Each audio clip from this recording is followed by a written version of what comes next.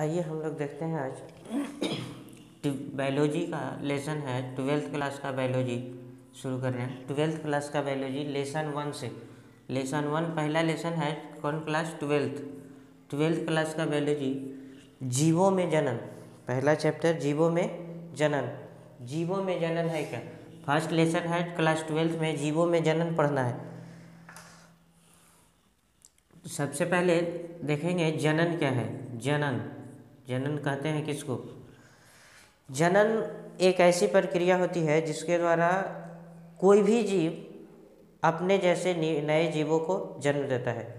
जिस प्रक्रिया द्वारा कोई भी जीव अपने जैसे नए जीवों को जन्म देता है उसे क्या कहते हैं? जनन। जनन किसे कहते हैं? तो जनन एक ऐसी प्रक्रिया है जिसके द्वारा कोई भी जीव जंतु अपने जैसे नए जीवों को जन्म देता है। उन प्रक्रिया को क्या कहते हैं? जनन। जनन दो तरह का होता है। जनन कितने तरह का? दो। एक होता है अलैंगिक और दूसरा होता है लैंगिक जनन। लैंगिक जनन। अलैंगिक जनन किसको कहते हैं? अलैंगिक जनन में किसी भी जीव को जन्म देने के लिए दो प्राणी की आवश्यकता होनी चाहिए। लेकिन अलैंगिक जनन एक ऐसा जनन है जिसमें एक ही जनक की आवश्यकता होती है।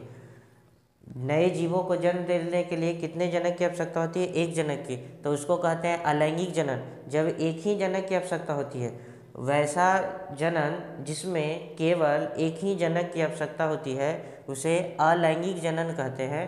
और वैसा जनन जिसमें किसी जीव को जन्म देने के लिए दो जनक की आवश्यकता होती है। दोनों जनक, कौन जनक? दोनों जनक है तो एक नर और एक मादा, एक मेल और एक फीमेल। जब इसमें बच्चा को जन्म देने के लिए मेल और फीमेल दोनों का जरूरत होना चाहिए, दोनों की आवश्यकता होती है, नर और मादा दोनों की आवश्यकता होती है, तो वैसे जनन को लैंगिक जनन कहते हैं। और जिसमें केवल या तो नर हो या तो मादा हो, दोनों में से कोई एक हो और नए बच्चे को जन्म देता है तो उसे अलैंगिक जनन कहते हैं। अलैंगिक जनन समझ गए होंगे कि जिसमें केवल एक ही जनक की आवश्यकता होती है। जनक का मतलब होता है पेरेंट्स, या तो नर या तो मादा, किसी एक का आवश्यकता हो तो उसको अलैंगिक जनन कहते हैं। और जिसमें नर और मादा दोनों का आवश्यकता हो, मेल और फीमेल दोनों मिलेगा, उसके बाद बच्चा का जन्म होगा, तो उसको हम लोग कहते हैं लैंगिक जनन। तो अलैंगिक जनन पहला है लैंगिक जनन। अलैंगिक जनन पढ़ना है कि अलैंगिक जनन है क्या? तो अलैंगिक जनन है क्या? जिसमें वैसा जनन जिसमें एक जनक की आवश्यकता होती है उसे अलैंगिक जनन कहते हैं। अलैंगिक जनन का कई प्रकार है। अलैंगिक जनन के प्रकार। अलैंगिक जनन कई चरणों में संपन्न होता है। जैसे पहला है विखंडन। विखंडन देखते हैं क्या है विखंडन। विखंडन सबसे पहले पढ़ना है विखंडन। अलैंगिक जनन का पहला जो प्रकार है विखंडन है। विखंडन किसको कहते हैं? विखंडन का खंड का मतलब होता है टूटना, विखंडित हो जाना।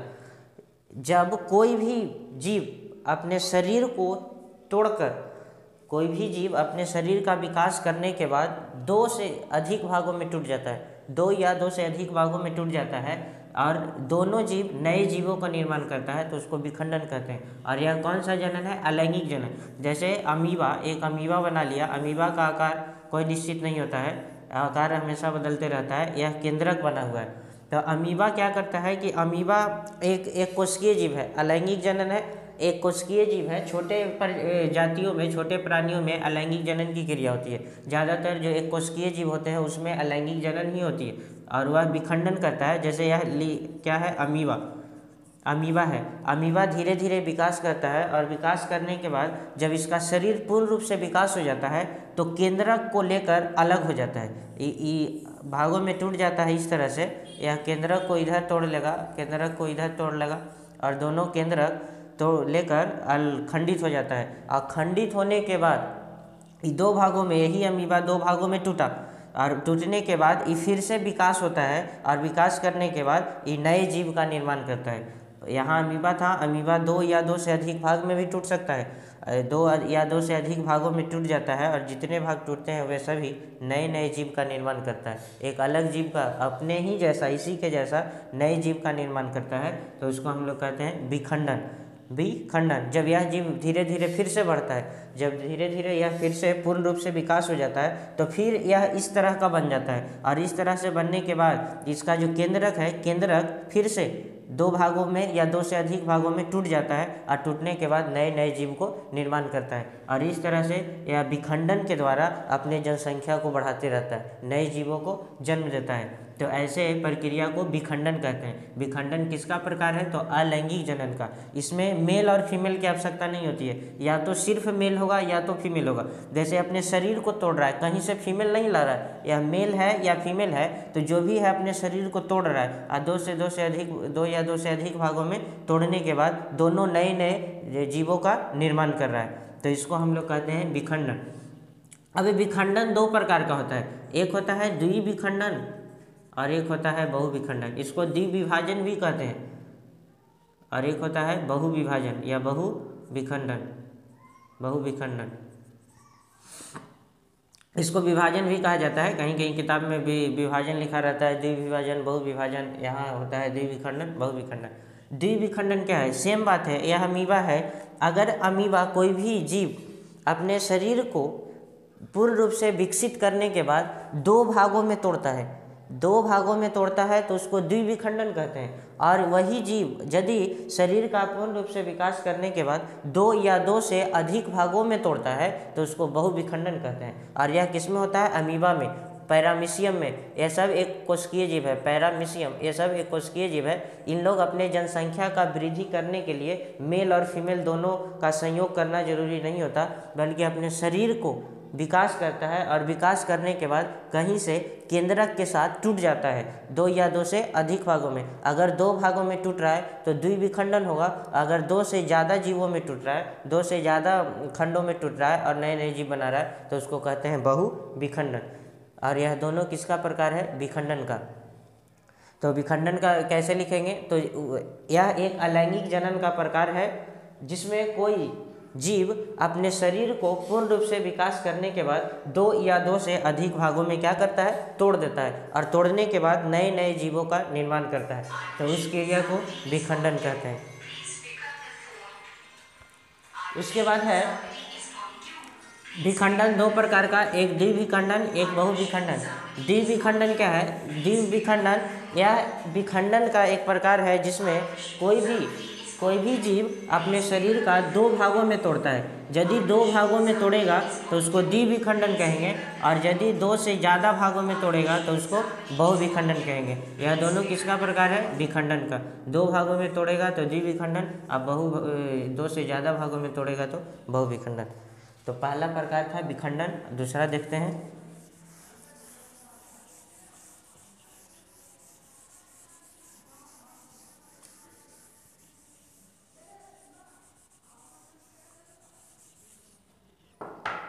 देखते हैं दूसरा, कायिक प्रवर्धन। कायिक प्रवर्धन क्या होता है? यह ज़्यादातर पौधों में होता है। हम क्या करते हैं इसमें कायिक प्रवर्धन में, कि कोई भी पुराना पौधा, आप देखे होंगे कि किसी पौधे के तना या कली को तोड़ दिया जाता है, और तोड़ने के बाद उसको हम फिर से ज़मीन में बोते हैं तो वह फिर से एक नए जीव का निर्माण करता है। तो यह कायिक प्रवर्धन होता है। इसमें भी मेल और फीमेल दोनों की आवश्यकता नहीं होती है, या तो मेल होता है या तो फीमेल होता है। मेल है या फीमेल है, ये क्या पौधा, कोई भी पौधा होता है जो पुराना पौधा होता है, उसके जड़ या तना को काट कर, किसी पौधे के जड़ या तना को काट कर अगर मिट्टी में हम बोते हैं तो वह फिर से नए जीवों का, जो नए पौधों का निर्माण करता है। तो उस प्रक्रिया को कायिक प्रवर्धन कहते हैं। जैसे गुलाब में आप देखे होंगे, गुलाब के कहीं से भी कली को, उसको कली जो डाली होती है, उसके तना होती है, उसको काट कर अगर मिट्टी में हम बोते हैं तो फिर से वह नए पौधा बन जाता है, एक नए गुलाब का फूल बन जाता है। उसी तरह से ईख जो हम लोग लगाते हैं, इसके जड़ को बोया जाता है। जो ईख होता है, ईख होती है, उसके जड़ को फिर से हम लोग मिट्टी में बोते हैं तो वह फिर से एक नए जीव का, नए पौधे का निर्माण करता है। तो यह सब कायिक प्रवर्धन है, जिसमें जड़, तना या उसके कली को काटकर मिट्टी में बोने से नए जीवों का निर्माण होता है, नए पौधों का निर्माण होता है, तो उसको हम लोग कायिक प्रवर्धन कहते हैं। यह भी अलैंगिक जनन का प्रकार है। यह कौन सा प्रकार है? तो अलैंगिक जनन।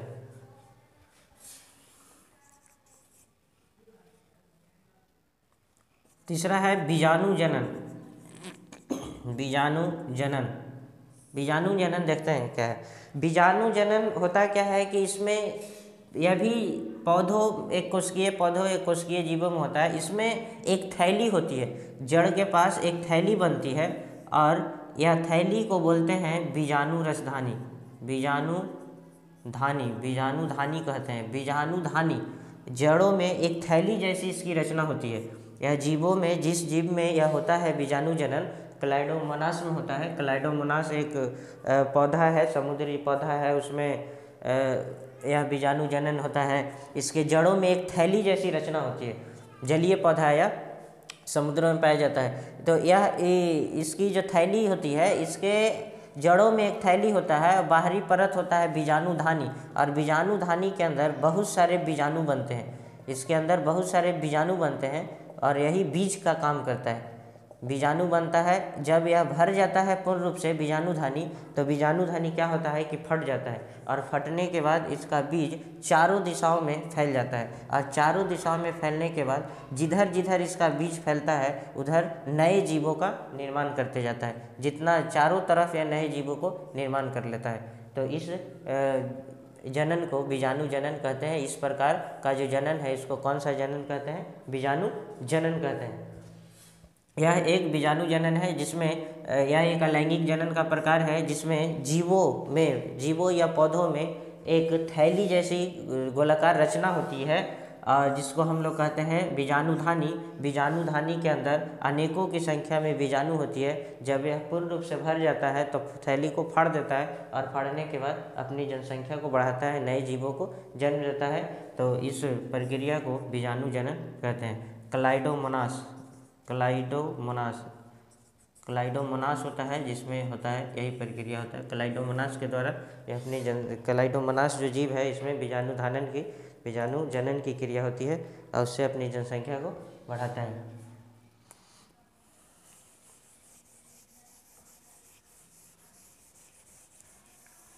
तीसरा है मुकुलन।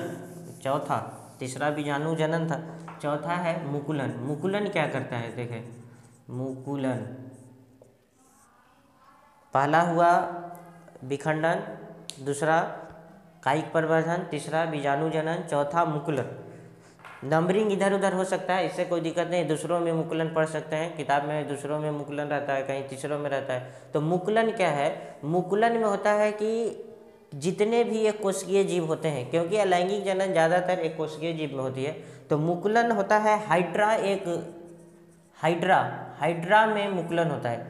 हाइड्रा, ईस्ट, ये सब में मुकुलन के द्वारा वो अपनी जनन करता है, जनसंख्या को बढ़ाता है। देखिए इसमें क्या होता है, जैसे हाइड्रा इस तरह का इसका शेप होता है,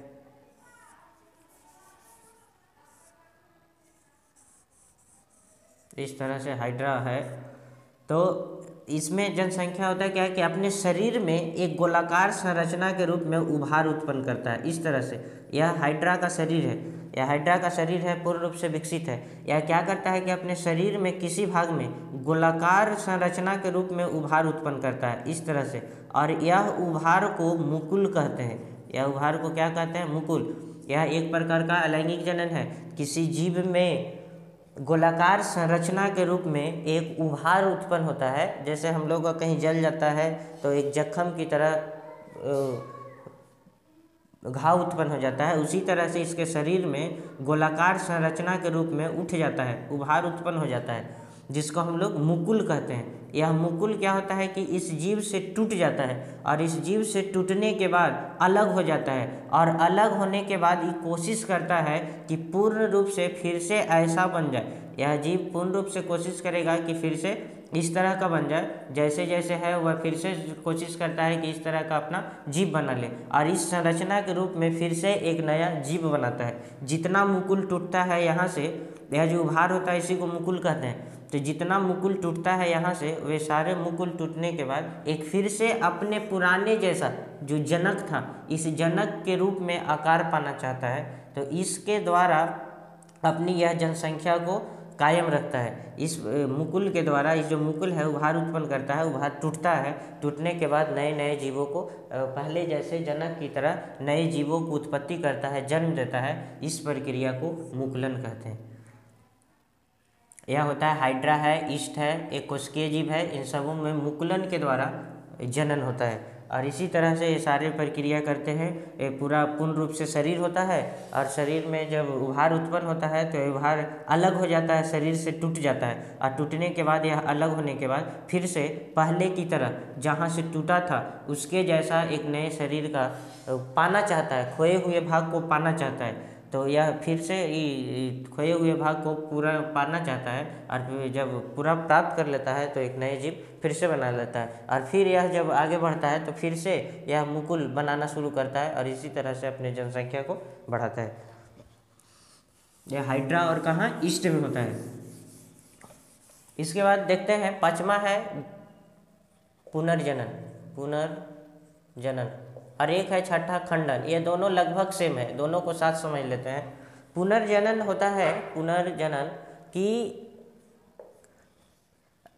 उसमें जो विखंडन था, जैसे अमीबा था, अमीबा है, इसमें केंद्रक लेकर अलग होता था, केंद्रक लेकर अलग होता था। ये टूटेगा, ये दो जीवों में टूटेगा तो केंद्रक लेकर ही अलग होगा, तभी इसका पूरा विकास हो सकता है। एक इधर लेकर टूटेगा, एक इधर लेकर टूटेगा, दो भागों में यहाँ से तोड़ेंगे तो एक ऐसे टूटेगा, एक ऐसे टूटेगा, तो दोनों पार्ट में टूटेगा। तो यह दो भाग में टूटता था, लेकिन इसमें केंद्रक की एक आवश्यकता होती थी कि शर्त है कि केंद्रक जब तक नहीं रहेगा तब तक यह विकास नहीं करेगा। लेकिन इसमें ऐसा नहीं है, इसमें पूरे शरीर में कहीं भी यह तोड़ लेता है। जैसे कोई जीव है, इस तरह का जीव है, एक मान लिया कि जीव है, अब यह क्या करता है कि शरीर को यहाँ से किसी पार्ट को तोड़ लिया, कि किसी पार्ट को तोड़कर अलग हो गया। जब यह पार्ट को तोड़कर अलग होता है तो ये कोशिश करता है कि फिर से किसी बहुत सारे पार्ट में यह टूट जाता है, बहुत सारे, कहीं से भी पार्ट, बहुत सारे अनेकों पार्ट में टूटता है। और टूटने के बाद यह जब अलग होता है, जैसे हम एक एग्जाम्पल लेकर इस तरह से बताते हैं कि यहाँ पर एक जीव है और इस भाग को यह तोड़ लिया, मान लीजिए इस भाग को यह तोड़ा, तो तोड़कर ये अलग होगा तो यह इतना बन जाएगा, यह इतना बन जाएगा, और दूसरा जो पार्ट बनेगा इधर आ जाएगा। तो यह दोनों कोशिश करता है कि हम खोए हुए भाग को प्राप्त कर लें। यह भी चाहता है कि हम जो भाग तोड़े हैं उसको भी प्राप्त कर लें, और प्राप्त करने के बाद फिर से यह पूर्ण जीव बन जाता है। और यह भी कोशिश करता है कि हम फिर से इसको ऐसे प्राप्त कर लें, और प्राप्त करने के बाद यह भी एक नए जीव का निर्माण करता है। तो एक पार्ट टूटेगा तब एक जीव बनेगा, लेकिन इसमें बहुत सारे अंग को तोड़ने की क्षमता होती है, किसी भी अंग को यह तोड़ सकता है। तो इस प्रक्रिया को पुनर्जनन खंडन कहते हैं। दोनों सेम बात है। पुनर्जनन होता है जो यह भी प्राप्त कर लेता है, जो खोए हुए भाग है उसको भी प्राप्त कर लेता है, तो फिर से यह पूर्ण रूप से नए जीव का बन जाता है, और खोए हुए भाग भी पुनः बना लेता है। तो यह प्रक्रिया को पुनर्जनन कहते हैं। और बहुत सारे खंडों में टूटकर नए जीवों का निर्माण करता है, तो वह खंडन कहलाता है। यह कहाँ होता है? तो स्पाइरोगाइरा, स्पाइरोगाइरा, स्पाइरोगाइरा समुद्री एक पौधा है, इसमें स्पाइरोगाइरा एग्जाम्पल। स्पाइरोगाइरा में कौन सी जनन होती है? तो खंडन या पुनर्जनन। तो पुनर्जनन, खंडन, स्पाइरोगाइरा। इस तरह से आप समझ गए होंगे कि किस तरह से अलैंगिक जनन द्वारा जो 5-6 प्रकार था, किस तरह से जीवों का निर्माण करता है, अपनी जनसंख्या को बढ़ाता है सिर्फ एक ही शरीर से। ये जितना टूट रहा है एक ही शरीर का जरूरत है, या तो मेल है या तो फीमेल है, दोनों की आवश्यकता नहीं है। मेल और फीमेल दोनों यहाँ पर नहीं आ रहा। मेल और फीमेल दोनों आता तो निषेचन होता, वहाँ पर फिर भ्रूण बनता, जाइगोट बनता है, लेकिन यहाँ पर ऐसा नहीं है, अपने शरीर को विकास कर रहा है। तो फर्स्ट विखंडन, जिसमें अमीबा था। अमीबा में कौन सी होती है? ऑब्जेक्टिव में रहता है अमीबा पैरामीशियम। अमीबा या पैरामीशियम कौन सी, इनमें से किसमें विखंडन की क्रिया होती है? तो या तो अमीबा मारेंगे या तो पैरामीशियम, अगर दोनों है तो क एवं ख दोनों। दूसरा था कायिक प्रवर्धन, तो जिसमें जड़ या तना पौधे के किसी अंग को मिट्टी में बोने पर वह फिर से नए जीव बना लेता है, तो उसको कायिक प्रवर्धन कहते हैं। तीसरा बीजाणु जनन, इसमें होता है लैंगिक जनन का सारा प्रकार है। इसमें जड़ों में एक थैली की तरह होती है, जिस थैली को जो बाहरी परत होता है उसको बीजाणुधानी कहते हैं। बीजाणुधानी के अंदर बहुत सारे बीजाणु पाई जाती है। जब वह बीजाणुधानी भर जाता है तो बीजाणुधानी फटकर चारों दिशाओं में बीजाणु फैलता है और नए पौधों का निर्माण करता है, नए जीवों का निर्माण करता है, तो उसे बीजाणु जनन कहते हैं। चौथा था मुकुलन, जिसमें किसी जीव में उभार उत्पन्न होता है, घाव जख्म की तरह, और वह जख्म उभार टूट जाता है और टूटने के बाद फिर से नए जीवों को निर्माण करता है, तो उसको हम लोग मुकुलन कहते हैं। हाइड्रा ईस्ट में मुकुलन होता है, हाइड्रा और ईस्ट दोनों में कौन सी होती है? मुकुलन होती है। और पुनर्जनन खंडन, जैसे आप छिपकली को देखे होंगे, छिपकली का पूँछ कट जाता है, तो छिपकली का पूँछ कट जाता है तो पूँछ कटा हुआ भाग तो नहीं लाग सकता है छिपकली, लेकिन छिपकली का जो कटा हुआ भाग रहता है वह फिर से पूरा पूँछ को प्राप्त कर लेता है। तो वहाँ पर एक पार्ट में पुनर्जनन की क्रिया होती है। यहाँ था कि दोनों पार्ट प्राप्त कर लेता है, लेकिन पूँछ कटता है तो एक भाग जो इसमें छिपकली खुद है उस पार्ट को बढ़ा लेता है, लेकिन दूसरा पार्ट जो पूँछ कट कर अलग होता है उसमें नहीं बढ़ रहता है। तो इसी तरह से यहाँ भी करता है, छिपकली जिस पूँछ को काटता है फिर बढ़ा लेता है, उसमें क्षमता होती है कि खोया हुआ भाग को फिर से प्राप्त कर लेता है। तो इसमें भी दोनों में क्षमता होती है, जो टूटा हुआ भाग है उसमें भी और जो पहले का है उसमें भी, कि दोनों अपने खोए हुए भाग को प्राप्त कर लेता है। स्पाइरोगाइरा में क्या होती है? पुनर्जनन होती है। ठीक है, इस यहाँ तक कि अगले वीडियो में हम लोग देखेंगे इसके आगे का जो पढ़ना है 12th क्लास में, बायोलॉजी का फर्स्ट चैप्टर है यह। इसके बाद हम लोग अगले वीडियो में देखेंगे। धन्यवाद।